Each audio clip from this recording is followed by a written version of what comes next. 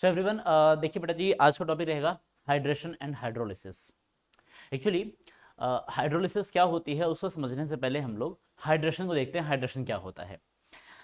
किसी भी आयन को वाटर में ऐड करो और वाटर में ऐड करने के बाद वाटर के साथ उस आयन का एक अट्रैक्शन होता है, तो उस अट्रैक्शन से क्या एनर्जी निकलती है is known as hydration enthalpy, या कह लो हाइड्रेशन होता है। फॉर एग्जाम्पल देखिए यहाँ पर, जैसे कि मैं कहूँ कि yes, hydration is energy release due to the attraction between ion and the amount excess amount of water. मतलब यह है कि आप लोगों ने आयन लिया, कोई let's say sodium plus ion लिया था, उसको पानी में डाल दिया। Simply just sodium plus ion लिया 1 मोल और उसको पानी लिया, access amount of water add किया, और बच्चा लोग इसको ऐड करने के बाद अट्रैक्शन होगा, और अट्रैक्शन से आप सभी जानते हो कि एनर्जी निकलेगी। जितनी भी एनर्जी निकल रही है this is known as hydration enthalpy of sodium plus. इसी हिसाब से आप किसी भी आयन को ले लो, वाटर में जस्ट ऐड करो, अट्रैक्शन होगा, और अट्रैक्शन से आप सभी को पता है एनर्जी निकलती है, एनर्जी निकलेगी, नोन एज हाइड्रेशन एंथैल्पी। अब हाइड्रेशन का मतलब होता है आयन का H2 मॉलिक्यूल के साथ या फिर किसी के साथ अट्रैक्शन, उससे जो एनर्जी निकलती है उसको बोलते हैं hydration enthalpy. But hydration is all about attraction of the opposite ions, opposite charges, just like MgCl2 let's say है, और इस MgCl2 के जो पॉजिटिव चार्ज है, लेट्स से बेटा जी, ये पॉजिटिव चार्ज का अट्रैक्शन किसी दूसरे आयंस के या फिर किसी दूसरे स्पीशीज के साथ, लेट्स से जैसे कि मैं H2O की बात करूंगा तो H2O में लोन पेयर होता है, lone pair is equivalent of negative charge, तो यहाँ पर भी इलेक्ट्रॉन होता है। इसी तरीके से बहुत सारे H2O मॉलिक्यूल रहेंगे, बहुत सारे H2O मॉलिक्यूल होते हैं। लेट्स से ये H2 मॉलिक्यूल्स इस Mg पॉजिटिव चार्ज के साथ अट्रैक्शन करेंगे, अट्रैक्शन शो करेंगे, ये अट्रैक्शन होगा, यहां पर कुछ ना कुछ अट्रैक्शन होगा। अगर सिर्फ अट्रैक्शन हो रहा है, अगर प्योर लेवल का अट्रैक्शन है, then this is known as hydration only, ठीक है।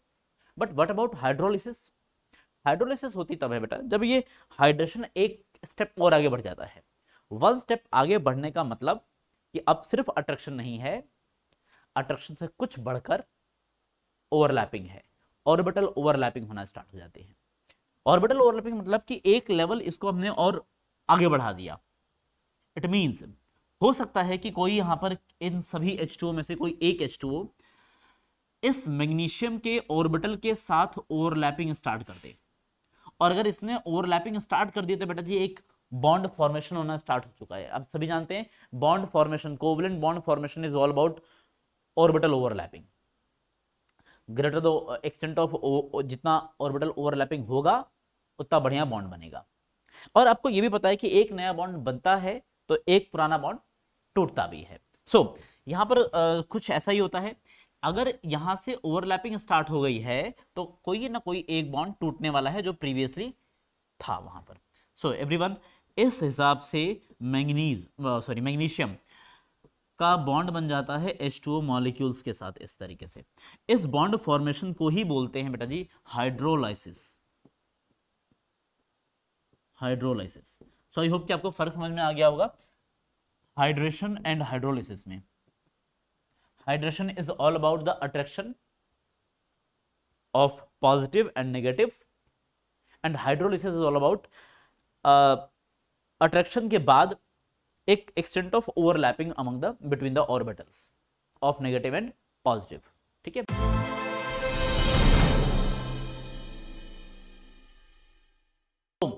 एवरीवन, तो आज का टॉपिक जैसा कि मैंने बोला था हाइड्रोलिसिस है।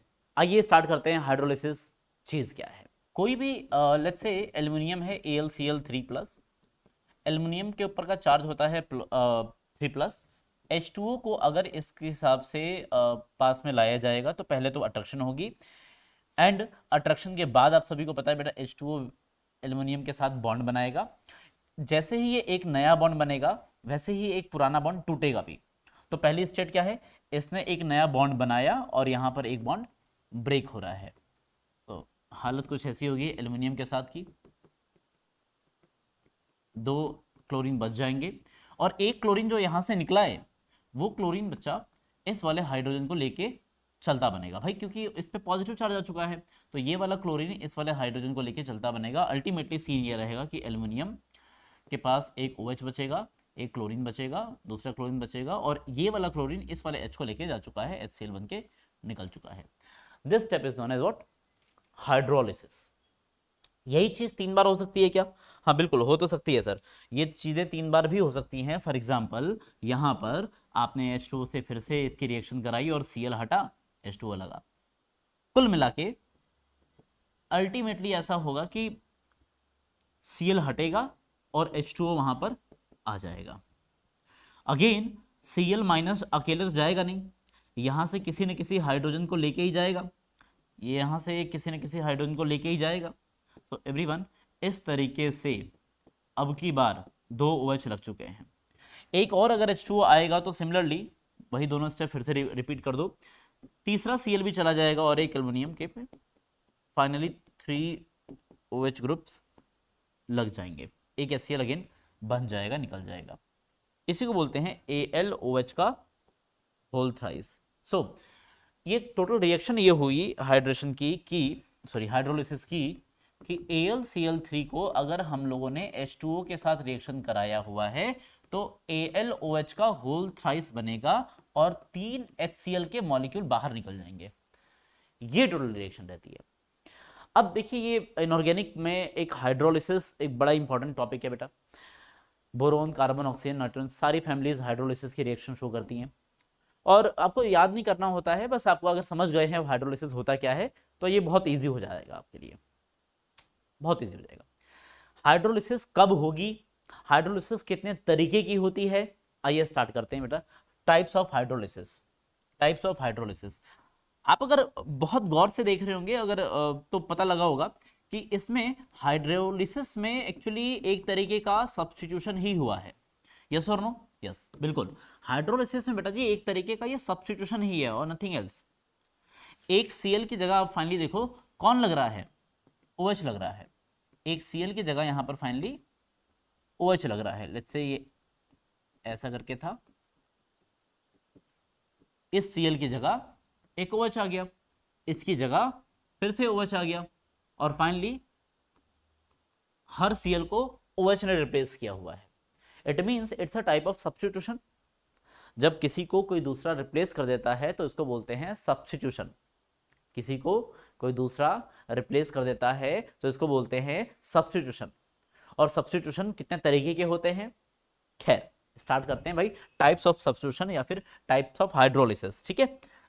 एक्चुअली ये टाइप्स ऑफ आप सब्स्टिट्यूशन देखते हैं, ये 2 तरीके से हो सकता है सब्स्टिट्यूशन। और सर कौन कौन सा? एक होता है बच्चा इनऑर्गेनिक सब्स्टिट्यूशन में, इनऑर्गेनिक हाइड्रोलिसिस एक्चुअली इसको बोलते हैं। आप सब्स्टिट्यूशन बोल लो या फिर इसको बोल लो इनऑर्गेनिक हाइड्रोलिसिस, ठीक है। मैं आपको जो पढ़ा रहा हूं वो है इनऑर्गेनिक हाइड्रोलाइसिस में आपको पढ़ा रहा हूं, ठीक है। हालांकि सब्स्टिट्यूशन देखो ऑर्गेनिक में भी होता है, पर मैं with respect to inorganic substitution करा रहा हूं, इनऑर्गेनिक हाइड्रोलिसिस करवा रहा हूं। तो ये होता है एक एसोसिएटिव टाइप का, नहीं पहला लिखते हैं डिसोसिएटिव, ये होता है एक डिसोसिएटिव टाइप का, एंड सेकेंड वन इज ये होता है एसोसिएटिव टाइप का। सर क्या ही फर्क पड़ता है एसोसिएटिव और डिसोसिएटिव? बहुत फर्क पड़ता है, जरा ध्यान से देखते रहना और रिलेट करना। देखो डिसोसिएटिव टाइप का मतलब है कि आपके पास कोई ऐसा करके कॉम्प्लेक्स पहले था, इसमें लेट्स से कि कुछ ऐसे लीगेंड या फिर कुछ कह लो side atoms, these are actually side atoms and this is central atom. आप एक्स वाइज भी कर सकते हो, आप लोग ऐसे भी कर सकते हो। Let's say Y Y Y Y Y वाई था, ठीक है। इनिशियली कंपाउंड कुछ ऐसा था, अब कुछ ऐसा हुआ कि आपने हीट किया या फिर समथिंग कुछ भी किया, और उसकी वजह से इसमें से कोई एक एटम अपने आप, एक बॉन्ड अपने आप टूट गया। तो टूट गया इट मींस कि वैकेंसी क्रिएट हो गई है, किसी ने कुछ नहीं किया है, वैकेंसी अपने आप क्रिएट हुई है, यहाँ पर पॉजिटिव चार्ज आया है और बाकी सब लोग ऐसे ही अटैच्ड हैं। सो एवरीवन, अब क्योंकि भाई एक कुल मिला के 6 बॉन्ड थे, उन 6 बॉन्ड में से एक बॉन्ड अपने आप ही टूट गया, वैकेंसी क्रिएट हो गई है, और वैकेंसी अगर क्रिएट हुई है तो कोई फुलफिल करने के लिए भी आएगा, कोई भी आए फुलफिल करने के लिए। लेट्स से कि Z आ गया और Z ने वो वैकेंसी फुलफिल कर दी, Z माइनस बन के आया और वहां पे जाके लग गया। तो ओवरऑल देखो तो ये एक टाइप का सब्स्टिट्यूशन ही हुआ। किसी की वैकेंसी क्रिएट हो गई थी और उसको किसी दूसरे ने फिलअप की है, तो yes this is substitution, this is substitution. जिंदगी में भी होता रहता है, हर जगह ये होता ही रहता है, कोई चला जाए तो कोई दूसरा आएगा ही, है ना, ऑलमोस्ट एवरीवेयर ये होता ही रहता है। पर एक सब्स्टिट्यूशन दूसरे टाइप का भी होता है, ये तो चलो बढ़िया सब्स्टिट्यूशन है ना, कोई दिक्कत ही नहीं है यार, कोई वैकेंसी थी और उस वैकेंसी को फिलअप करने के लिए कोई दूसरा आ गया, तो ठीक है, ये होना भी चाहिए। पर दूसरा वाला सब्स्टिट्यूशन देखिए, सेकेंड टाइप का सब्स्टिट्यूशन है, उसको कहते हैं एसोसिएटिव। ये बड़ा खतरनाक है, ये वाकई में बड़ा खतरनाक। एसोसिएटिव मैकेनिज्म में आपके पास लेट्स से कि एक कंपाउंड था एक्स, उससे कुछ चीजें कनेक्टेड थी, लेट्स से वाई वाई और Y and Y, let's say ऐसे कुछ कनेक्टेड था, कोई कंपाउंड था। अब यहां पर कोई वैकेंसी वैकेंसी क्रिएट नहीं हुई है, कंपाउंड बाय बर्थ ऐसा ही था। और अब कोई बाहर से आया है और किसी के बाहर से पहले वो आया, वो एसोसिएट हुआ इसके साथ, एसोसिएशन बनाया, और उसके आने की वजह से भाई घनी प्रॉब्लम हो गई। हुआ ये कि फिर से हुआ ये कि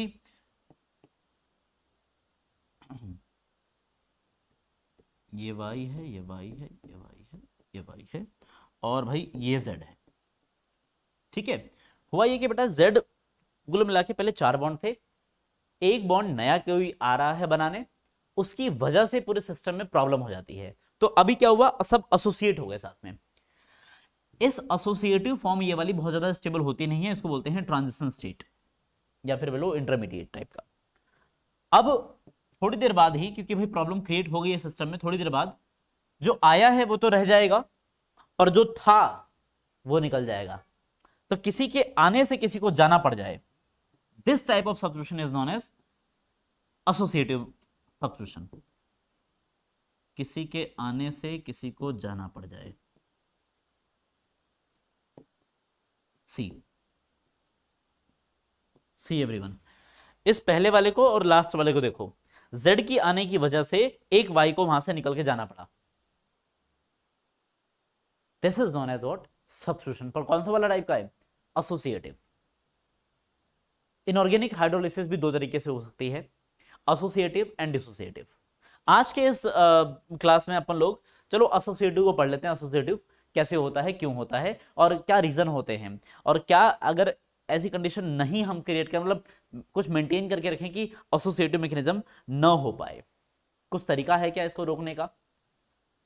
बहुत ध्यान सुनना, स्टार्ट करते हैं। एसोसिएटिव हाइड्रोलिसिस, है ना, एसोसिएटिव मैकेनिज्म से मैं आपको हाइड्रोलिसिस करवाने वाला हूं, ध्यान से देखना, मजा आएगा।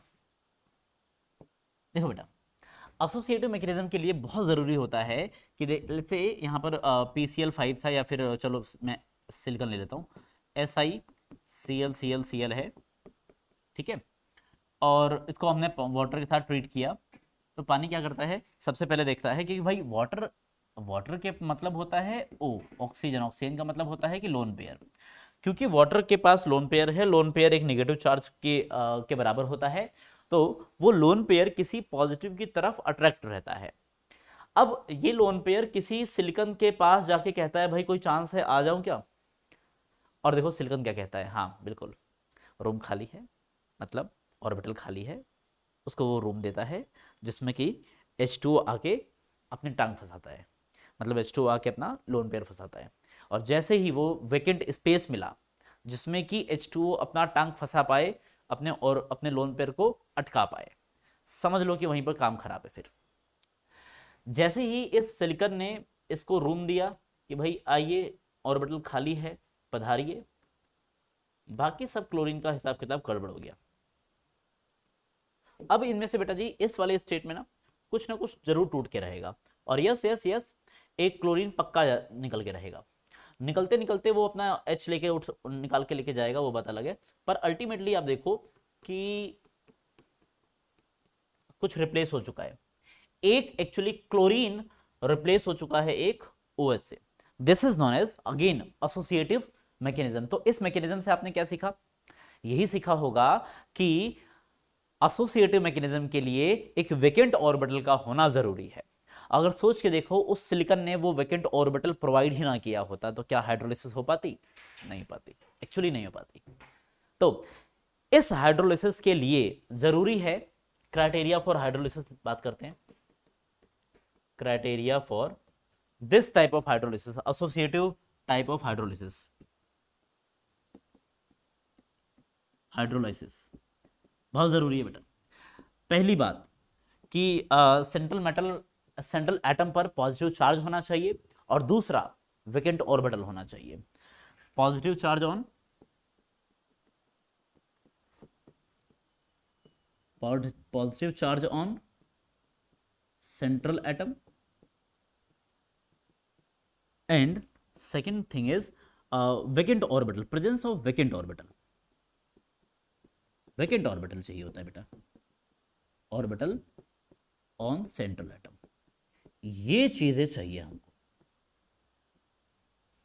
दो कंडीशन है, तो आप लोग बहुत ध्यान से देखेंगे। अगर आपके एग्जामिनेशन में कहीं भी ऐसा कुछ आता है कि कौन सी वाली हाइड्रोलिसिस हो रही है या फिर हाइड्रोलिसिस हो भी रही है कि नहीं हो रही है, तो आपको जस्ट दो चीज देखनी है, चार्ज है क्या, पॉजिटिव चार्ज है क्या, होता ही है, और दूसरा वेकेंट ऑर्बिटल है क्या। वेकेंट ऑर्बिटल है तो हाइड्रोलिसिस करवा दो, नहीं है तो मत करवाओ हाइड्रोलिसिस, एटलीस्ट ये वाली हाइड्रोलिसिस तो मत करवाओ। ठीक है, आइए कुछ एग्जांपल्स देखते हैं। जैसे कि बेटा, जैसे कि MgCl2 हो गया। अब MgCl2 के पास दो क्लोरीन होते हैं, यहाँ पर प्लस चार्ज होता है, इधर नेगेटिव है, I know this, you know this thing very well. Magnesium के पास बड़े सारे वेकेंट ऑर्बिटल है बच्चा, बड़े सारे वेकेंट ऑर्बिटल है, जिसमें कि वो H2O को एंटर जा सकता है any time. Vacant D orbital पड़ा है, वेकेंट 3p ऑर्बिटल पड़े हुए हैं, सारे ऑर्बिटल एक्चुअली वेकेंट पड़े हुए। इनविटेशन होती है, खुली इनविटेशन, आइए बनाइए बॉन्ड। अब खुली इनविटेशन नए H2O को है तो भाई पुराने Cl को जाना पड़ेगा।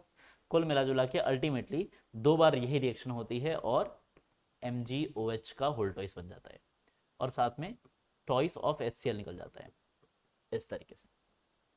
सिमिलरली अगर आपको, जैसे कि मैंने कराया, AlCl3 के साथ आप यही रिएक्शन कराओगे तो बेटा जी क्या बनेगा, AlOH का होल थ्राइस और 3HCl निकलेंगे। अगेन SiCl4, आप सभी को दिख रहा होगा SiCl4, बेटा सिलिकॉन के पास 4 क्लोरीन है, तो ऑब्वियस सी बात है 4 क्लोरीन है तो 4 H2O भी लगेंगे, 4 H2O भी लगेंगे उसको हटाने के लिए, तो 4 H2O लग गए, एंड यप SiOH का होल 4 बन जाएगा और 4 HCl निकल जाएगा। इस तरीके से किसी भी मॉलिक्यूल को देख लो, वो ऐसा ही काम करेगा। जैसे कि फॉर एग्जांपल BCl3 है, तो BCl3 में आपने थ्राइस ऑफ H2O दे दिया। अब 3 H2O दोगे BCl3 में, BCl3 इज लाइक दिस, ठीक है। 3 H2O दोगे तो H2O जाएगा, OH लगेगा, Cl जाएगा बाहर, OH लगेगा, Cl बाहर निकलेगा। भाई करना तो सब्स्टिट्यूशन ही है, तो ये हो गया बेटा जी BOH का होल थ्राइस। इसी को हम लोग कहते हैं H3BO3 बोरिक एसिड, 3HCl निकलेगा। क्लियर? ऑलमोस्ट सभी लोगों का यही हाल है। आप अगर कहेंगे कि सर CO2 का हाइड्रोलिसिस हो सकता है क्या, तो हाँ बिल्कुल, CO2 का भी हाइड्रोलिसिस होता है। एक्चुअली आप बहुत अगर ओवरऑल देख रहे होंगे शॉर्ट फॉर्म में, तो हो कुछ नहीं रहा है, हो यही रहा है कि यहां से ये बॉन्ड टूट रहा है, एक साइड लग रहा है H और एक साइड लग रहा है OH, कुल मिला के यही हो रहा है। ये बॉन्ड टूट रहा है, इसमें से एक साइड लग रहा है, जो पॉजिटिव वाली साइड है वहां पर OH जा रहा है, इधर वाली साइड में H जा रहा है। ये टूटेगा, इधर वाली साइड में H जाएगा, इधर वाली साइड में OH जाएगा, और देखो ये BOH का होल थ्राइस बनके निकल जाएगा। आप वही काम देखो प्रीवियसली, आप सभी में देख लो, यही काम हो रहा है। मैकेनिज्म भले अलग है पर ओवरऑल काम यही है। Cl को मिल रहा है H, H2O में होता है H प्लस और होता है बेटा जी OH माइनस। Cl को मिल रहा है H प्लस और सिलिकॉन की तरफ जा रहा है OH माइनस। यही हो रहा है ना इन टोटलिटी? यस बिल्कुल। तो अब हम थोड़ा सा जल्दी जल्दी करना स्टार्ट करेंगे चीजों को, ठीक है। CO2 की हाइड्रोलिसिस अगर करवाते हैं तो बहुत ज़्यादा नहीं होती है, क्योंकि इसका ऑक्सो एसिड बड़ा जरूरी होता है, स्टेबल होता है। तो इसमें H2O का कैसे एडिशन होगा? H2O का मतलब क्या? H2O का मतलब होता है H plus and OH minus, एक काम करो, CO2 में जो पाई बॉन्ड है ना, उस पाई बॉन्ड को, एक पाई बॉन्ड को तोड़वा दो।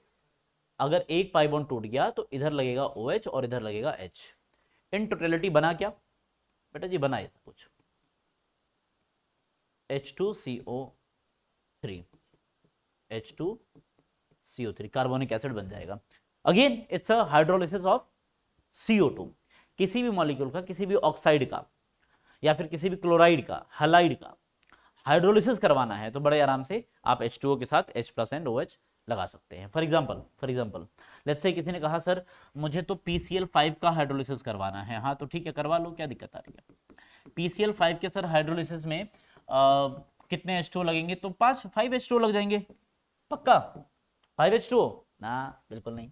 देखो 5 H2O नहीं लगेंगे, हाँ लगेंगे इनिशियली। तो आप कह सकते हो कि सर 5Cl है तो फिर एक बॉन्ड टूटेगा, फिर ये दूसरा टूटेगा, ऐसे करके 5 बॉन्ड सारे टूटेंगे तो 5 H2O लगना चाहिए और ऐसा बनना चाहिए। जी बिल्कुल, इनिशियली 5 OH लग जाते हैं, बट बेटा जी फाइनली बाद में एक H2O वहां से निकल भी आता है। आप सोच के देखो, 5 H2O लगे थे और एक H2O निकल के वापस भी आ गया। देखो कैसे, यहां से ये वाला H और ये वाला OH H2O बन के निकल जाता है और ये बन जाता है इसका ऑक्सो एसिड। ये ऑक्सो एसिड बन जाता है। ये 5 एक H2O निकल गया। तो अगर आप ओवरऑल रिएक्शन देखोगे तो 5 H2O यूज हुए थे और एक H2O वहां से निकल भी आया, तो नेट कितना लगा? 4 H2O लगेंगे। तो एवरीवन, कई बार ये एंट्रेंस में पूछा हुआ क्वेश्चन है और बस इंपॉर्टेंट है, काफी इंपॉर्टेंट है, एग्जामिनेशन में आता रहता है। S3PO4 plus 5HCl। ठीक है, ये नेट रिएक्शन हो गई है, खत्म। ठीक है।